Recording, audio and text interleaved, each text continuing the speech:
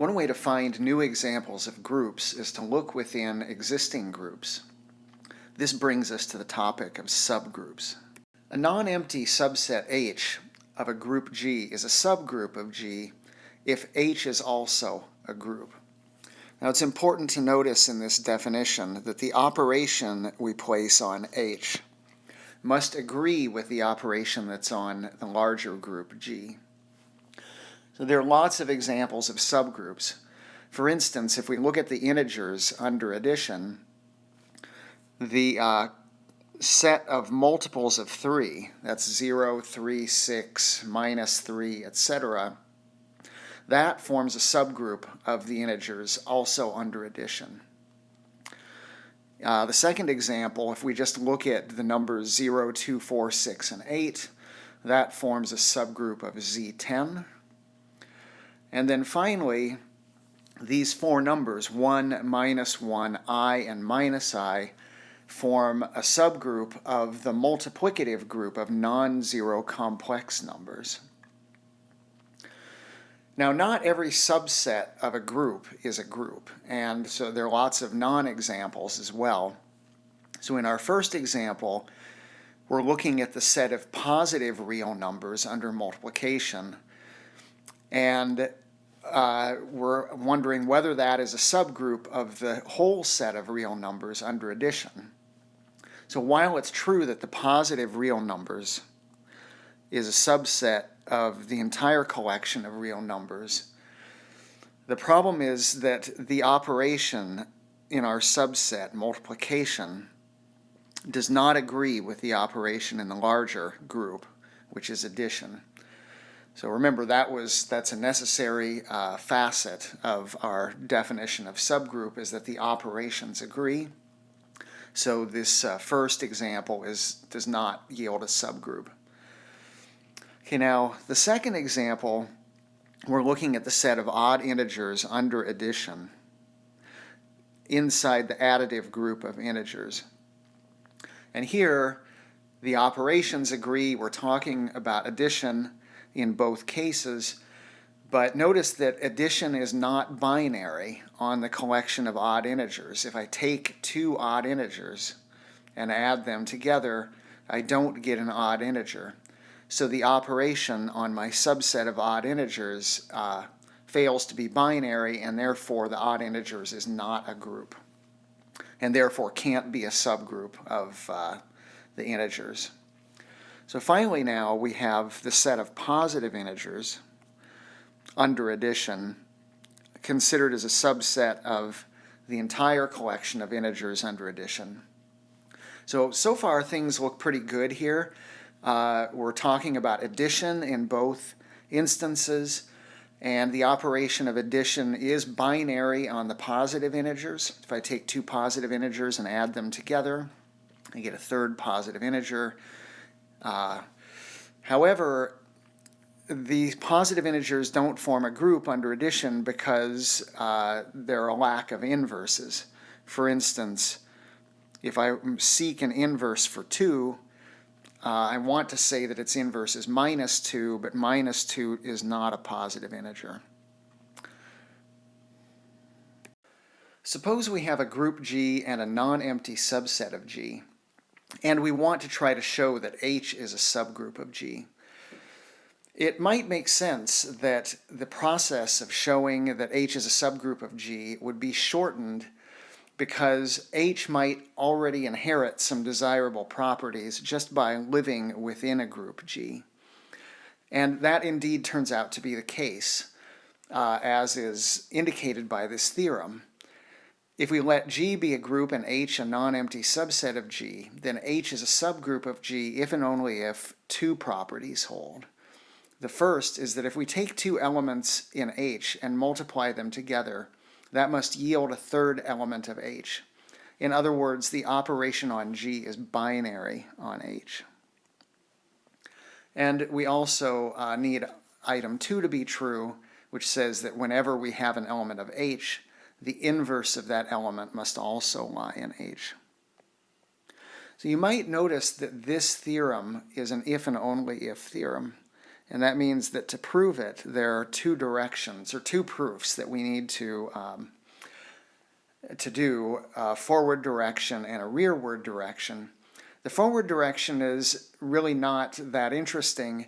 If H is already known to be a subgroup of G, then these two properties are going to hold just by virtue of H being a group. So the real interesting direction here is the rearward direction, where we assume the two properties and we assume that G is a group and H is non-empty in G, and then we show that H is itself a group. So remember, to show that H is a group, there are essentially four things we need to show. We need to show that the operation on H is binary, which is going to be true because of item 1. We need to show that the operation on H is associative, which is true because H inherits its operation from G. G is a group, and therefore the operation is associative. Then it remains to show that H has an identity and it has inverses. Well, if we look at item 2, that asserts that H has inverses, and therefore the only thing left to do to show that H is a group is show that it possesses an identity. To do that, we pick something in H, and we know that we can pick something in H because H has been declared to be non-empty. If we then apply item 2, we know that A inverse must also lie in H. And then if we shift to item 1, we can multiply A and A inverse to get that E, or the identity, lives in H. So that's the last thing we needed to do to show that H is a group, is show that it contains the identity, and we've done that. There are a variety of ways to produce subgroups. Two common methods are listed on this slide. So first, we have this theorem, and unfortunately we've repeated the word theorem. Don't need it twice. So the first theorem says, if we start with a group G and an element X in G, then we can form a subgroup just by taking the cyclic group generated by X. That is, we can look at all of the powers of X in G, and that's going to form a subgroup H. So that H is called a cyclic subgroup of G generated by X. Now, to prove that this is a subgroup, why don't we use the theorem that was on the previous slide, right? So we know that H is non-empty, right? It's got, at least has X in it. And let's suppose that we pick two elements A and B in H. Then both A and B are powers of X because that's how H is defined. And now if we multiply A and B together, we see that that gives us a third power of X, which again is in H. So item 1 from the previous theorem has been satisfied. That is, if A and B are in H, then A times B is again in H. So the next thing we need to do is to show that if we start with something in H, then its inverse must also lie in H. Well, because H consists of powers of X, we know that this A is some power of X, and then its inverse is also a power of X, and therefore A inverse is in H. And therefore H is a subgroup of G by the theorem on the previous slide. Okay, now another way to get a subgroup of a group is to take two existing groups and compute their intersection. So that will be a new subgroup of G. So the first thing we need to do to prove this theorem is to show that the intersection will be non-empty. Sometimes you can have two sets where the intersection doesn't have anything in it at all. Here we assert that for any two subgroups of G, when we intersect them, there will be something in the intersection. In fact, both H and K must contain the identity. And so the identity must live in the intersection as well. Okay, now again, we're going to apply the theorem on the previous slide. So first we verify item 1, which says that if we take two elements in our proposed subgroup, we need to show that their product also lies in the proposed subgroup. So here, these A and B, they both lie in H, and so their product must lie in H because H is known to be a subgroup of G. Meanwhile, they both lie in K because K is known to be a subgroup of G. On the other hand, what about A inverse? Well, A lies in H, therefore A inverse must lie in H because H is known to be a subgroup of G. Likewise, A lies in K, and therefore A inverse lies in K because K is known to be a subgroup of G. So when you put these facts together, we discover that both A times B lives in H intersect K and A inverse lives in H intersect K. And therefore, H intersect K is a subgroup of G, applying the theorem on the previous slide. Now, the same thing isn't true of unions of subgroups. And in fact, you might try to come up with an example of a group and two subgroups where the union is not a subgroup.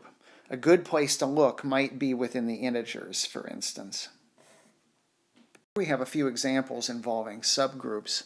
In the first example, we're supposing that H is a subgroup of the integers and that both 5 and 2 live within H. And we're going to want to show that H is exactly equal to the set of integers. So one thing that we know from the beginning is that H is a subset of the integers.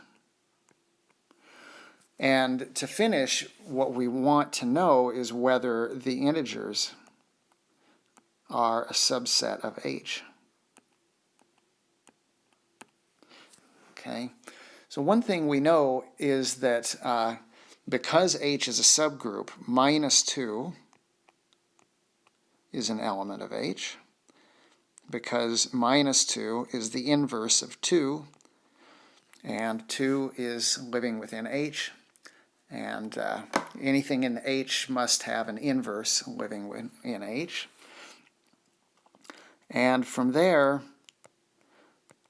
because the operation of addition is binary on H, I know that -2 plus -2, which is -4, is in H. And then because 5 is in H, and -4 is in H, and the operation is binary on H, I know that 5 plus -4, which is 1, must be in H. But then you might remember that the integers are a cyclic group. They are generated by 1, right? Just all multiples of 1. But 1 is an element of H, and therefore, because the operation is binary on H, etc., etc., we know that this must sit within H. And we're done. We've shown from the beginning we knew that H was a subset of the integers, and now we've shown that the integers is a subset of H, and therefore H and Z are equal. Okay, on to the next example. Here we have these two cyclic subgroups of the integers, H and K, and we're just being asked what H intersect K should be. So H is the collection of multiples of 3, and K is the collection of multiples of 2. Well, anything that's in the intersection will be a multiple of both 3 and 2. And that suggests that H intersect K should be all multiples of 6. Okay, now in the last example, we're returning to this question that we posed on the last slide, and that is, well, we know that intersections of subgroups are subgroups, but what about unions? And here we're being asked to produce an example that shows that the union of two subgroups need not be a subgroup. So here, why not just let the group be the collection of integers, and if you look at, say, the subgroup generated by 3, the cyclic subgroup consisting of multiples of 3, and you take its union with the multiples of 2, that is the collection of even integers, then that's not going to be a subgroup of the integers. And why is that? Well, it's not even closed under addition. That is, addition is not a binary operation on this set, because if I take 3, 3 is certainly in the union here of these two sets, and I add 2, which again is in the union of these two sets, I get 5, which is not in the union of these two sets, right? 5 is neither a multiple of 3 nor a multiple of 2. So this union fails to be a subgroup of the integers. The next few slides are about subgroups of cyclic groups, and to get us started we have this example where we're asked about the subgroups of Z18, and we're told to list at least one subgroup. And we can certainly satisfy that last request pretty cheaply. We can write down Z18 itself. The group is a subgroup of itself. Or we could just, list the 0 element on its own. That's what's called the trivial subgroup, right? 0 plus 0 is 0. The inverse of 0 is 0. It satisfies everything that needs to be satisfied to be a subgroup, even though it may not be that interesting. Another thing we could do is, if you recall from a couple of slides ago, that if we have a group and we pick some element in the group, we can always look at the cyclic subgroup generated by that element. So for Z18, I know that 9 is an element of Z18, so maybe I could look at the cyclic subgroup generated by 9, and when I do that, I get just this 2-element subgroup, 0 and 9, right? Because those are the only multiples of 9 in Z18. And we could go on and on like this. And then at some point we get tired and stop, and we might wonder, well, have we listed all of the subgroups of Z18? It's a very good question, right? Because 18, actually, there's a lot of elements in there, and you might have listed a lot of subgroups. How do you know that you have gotten all of them? So this theorem that we're about to discuss on this slide and on subsequent slides, this theorem is going to tell us really everything we know about the subgroup structure of a cyclic group like Z18. So here's what the theorem says, right? We start with a cyclic group G, and the first thing that we're told is that every subgroup of G is also going to be cyclic. So there's no other weird subgroups of G. G is cyclic, then every subgroup of G must also be cyclic. And then finally, if G is a finite cyclic group generated by X, then there are these 3 results, A, B, and C. The first says that G is going to have a subgroup of order M if and only if M divides evenly into N, which is the order or the size of our group. Part B says a little bit more, says that if M divides N, then in fact G has a unique subgroup of order M. So there's not a whole bunch of subgroups of order M running around, there's just one. And then item C tells us exactly what the subgroups of G should be.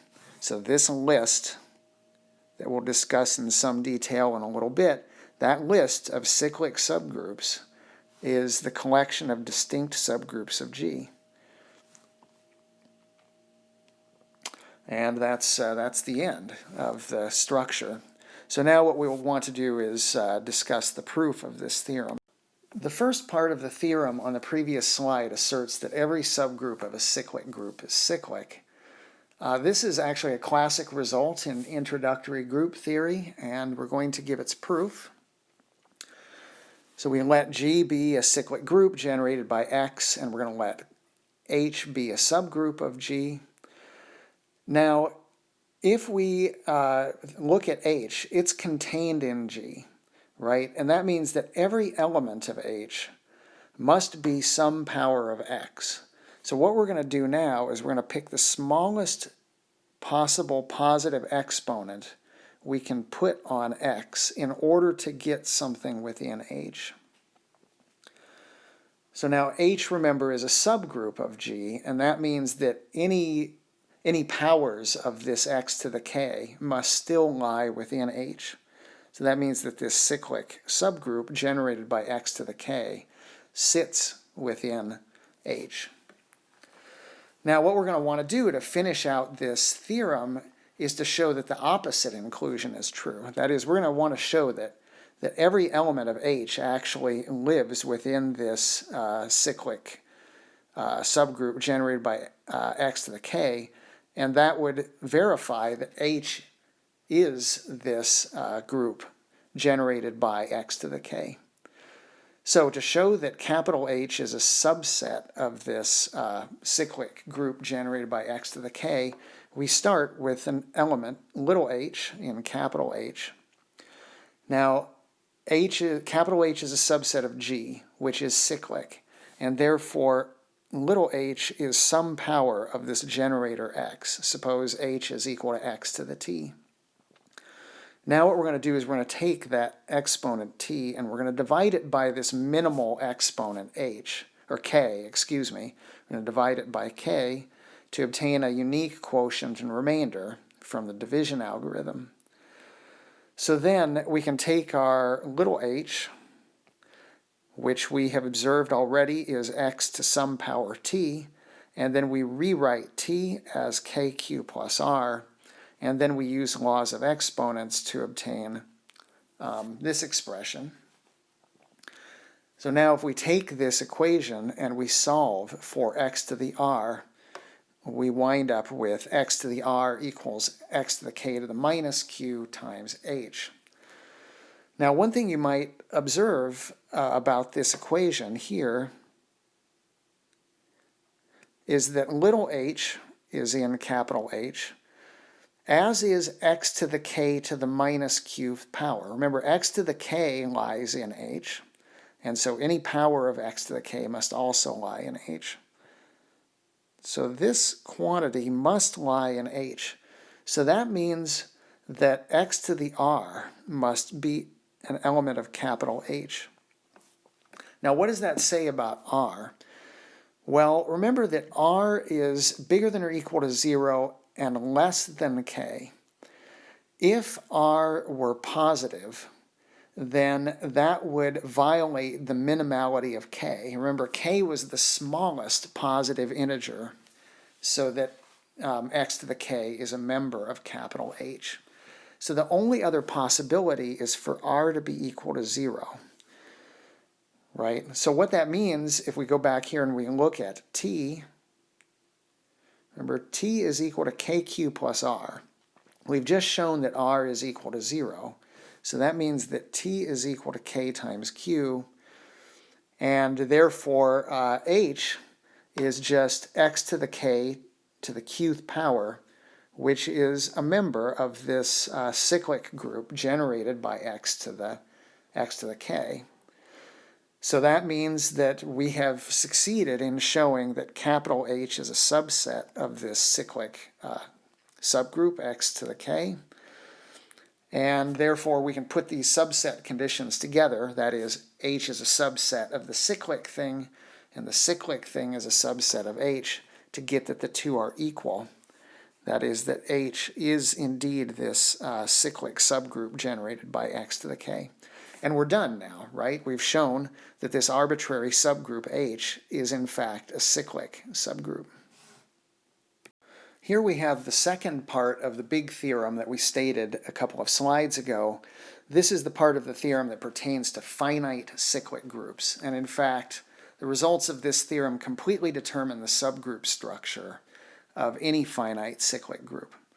Now, there are a lot of parts of this theorem, and for the purposes of this presentation, we're going to just sketch the proof of part B. So part B says that if M is any divisor of n, then G has a unique subgroup of order M. Okay, now we know that G has at least one subgroup of order M by part A. And so in the proof, we're going to suppose that we've got, say, a couple of subgroups of order M. And we know from the previous slide that those subgroups must be cyclic subgroups. So we've written them as powers of x to the k1 and x to the k2.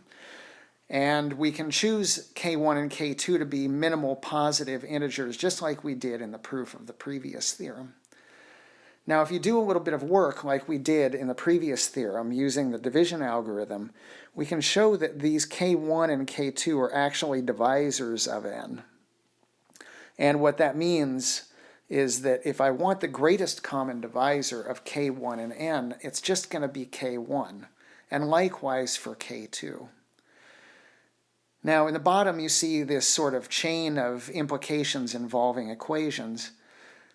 And it would be a good idea at this point to remember some of the theorems that we had about orders of elements, right? So M, remember, is the order of the groups H1 and H2. That means it's the order of the elements x to the k1 and x to the k2. And if I want to compute those orders, I can do so by knowing the order of x, right? I know the order of x is n, and then I divide by the greatest common divisor of n and k1. And likewise for the order of x to the k2, it's the order of x, which is n, and then I divide by the greatest common divisor of n and k2. But I know what those greatest common divisors are. They are k1 and k2, respectively. And then I know that if n over k1 equals n over k2, then k1 must have been equal to k2. And now if we go back to the original expressions for subgroups h1 and h2, right here, you can see that if k1 is equal to k2, then h1 must be equal to h2. And that's what we wanted to show for uniqueness, is that those two groups must have been the same group. Here we're asked to draw a subgroup lattice for Z18, which more or less is just a graphical depiction of all of the subgroups of Z18. So the first thing we need to do is to determine what these subgroups are. And remember that Z18 is a cyclic group, a finite cyclic group, and therefore its subgroups can be determined using the theorem on the previous slide. In fact, we might remember that if we have a cyclic group G that's generated by X, then the cyclic or subgroups of G are generated by things of the form x to the d, where d is a divisor of the order of the group. Now, in this case, Z18 is generated by 1, so x is going to be 1, and d is a divisor of 18.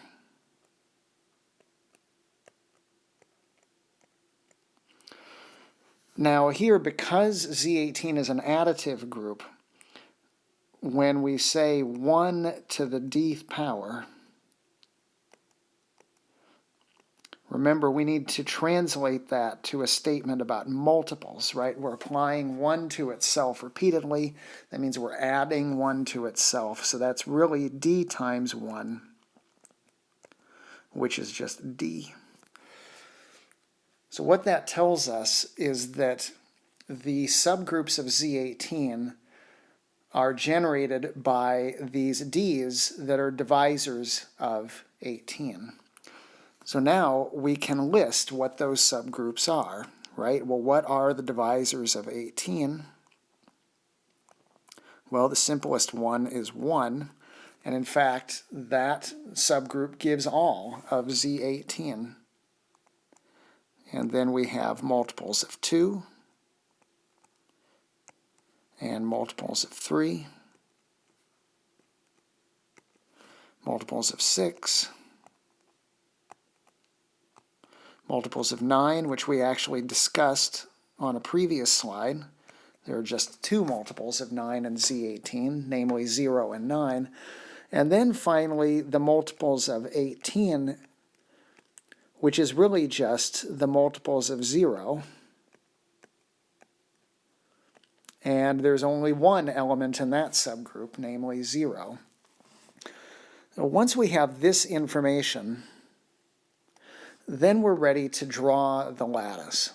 So here's the way it begins. You're going to put the larger subgroups towards the top and the smaller subgroups towards the bottom. So our largest subgroup is 1, which is actually equal to Z18. And then we draw the smaller subgroups below. So I'm going to draw in the figure, and then I'll explain what the lines mean.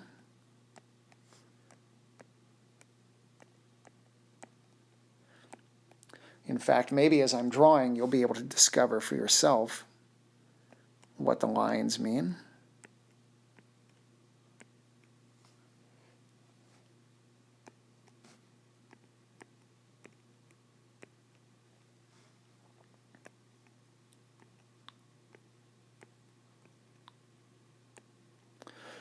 Okay, that is the entire subgroup lattice for Z18. So a line indicates subsets.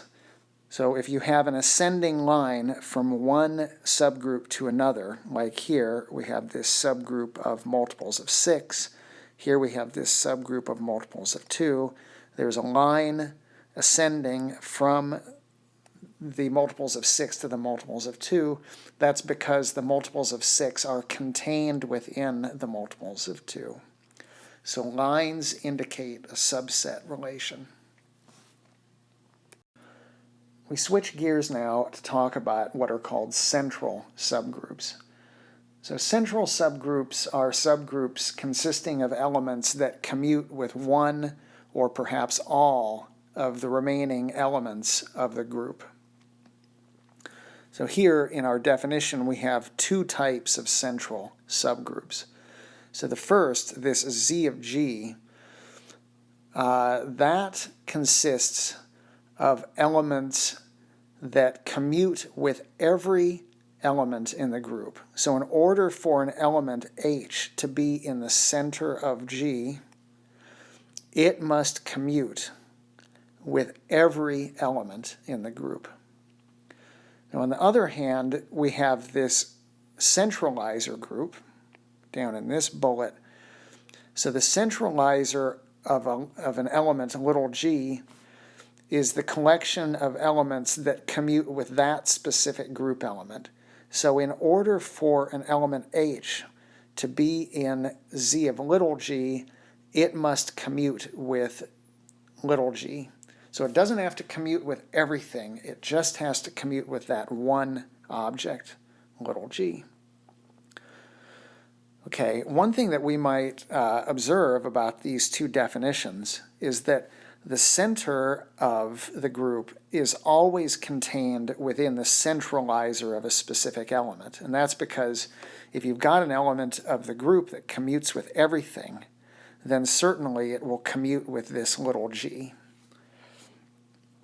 Okay, now it might be good practice for us to show, say, that the center of the group is in fact a subgroup of G. Okay, and the first thing we need to do, you'll recall, is show that this Z of capital G is non-empty. In fact, it must be non-empty because it contains the identity, right? The identity commutes with every element in the group. Now let's suppose that we have 2 elements, G1 and G2, in the center of G, And then let's pick out, some arbitrary element h in G. If G1 times G2 is to be a member of the center of the group, then it must commute with H. So what we want to do ultimately is show that G1 times G2, when applied to H, gives the same result as if we applied H to G1 times G2. So luckily we have a chain of equations that takes us from one to the other. So in the first step, we apply the associativity property, and then we realize that G2 is in the center of our group, and so G2 will commute with H. In fact, it commutes with every element in the group. And then we regroup again using associativity, and then we use the fact that G1 is in the center of the group to assert that it commutes with H. And then associativity again, and we wind up where we wanted to wind up. So that means given any two elements, G1 and G2, in our center, the product is again in the center of the group. And then you might recall the next thing we need to do is show that if we're given an element in the center, then its inverse must also be in the center. So if you take, how do I show that the inverse of G is in the center? Well, I need to show that it commutes with any arbitrary H that's in the group, right? So if I take G inverse times H, I can write that conveniently as H inverse times G, quantity inverse, but G, remember, is in the center of the group, so that means it commutes with H inverse. And then I undo the inverses to obtain that that's equal to H times G inverse. So we've shown that if an element G is in the center, then its inverse must also be in the center. So all of those taken together imply that the center of the group is indeed a subgroup of G. So in this example, we have a group with the operation table that's shown, and we want to find the center of the group as well as the centralizer of the element 1. Now, instead of just flailing about randomly, what we hope to do is to apply some of the symmetry or lack thereof in the table to help us. So let's first see if we can compute the center of the group. So we're just going to start listing elements here. Now, how are we going to do that? Well, I want us to begin with this row, the first row, headed by 0. And that row consists of multiples on the right of 0. And I read them off. There's 0, 1, 2, 3, 4, 5, 6, and 7. I can also go to the corresponding column headed by 0. Those are multiples of 0 on the left. And what I want to check is that this row and this column agree point by point. And in fact, they do. Again, if you read down the first column here, it's 0, 1, 2, 3, 4, 5, 6, 7, just like the first row. So 0 is going to be in the center of my group. So then I just proceed to the next row header, namely 1, and I note the row 1, 2, 3, 0, 5, 6, 7, 4, and I ask myself whether it agrees point by point with the column headed by 1. And it does it first, but the last 4 elements, 7, 4, 5, 6, are different from 5, 6, 7, 4. So 1 is not an element of the center of the group. And then I move on to 2. I do the same thing. I see that the row is 2, 3, 0, 1, 6, 7, 4, 5. The corresponding column is the same, 2, 3, 0, 1, 6, 7, 4, 5. So 2 is also in the center. Now, if you check the remaining rows and compare them with their corresponding columns, you'll find that none of them agree, all right, entirely. And so the center of this group consists simply of 0 and 2. Now let's move on to finding the centralizer of the specific element 1. Now here, what we're doing is we're going to be looking for all of the specific points of agreement in the first row and the first column. So notice that the first row and first column agree at headers 0, 1, 2, and 3, but then fail to agree afterwards, right? This 5, 6, 7, 4, in no way, or no header agrees with 7, 4, 5, 6. And so the centralizer of 1 would be 0, 1, 2, and 3. So that is the collection of things that commute with 1 in this group.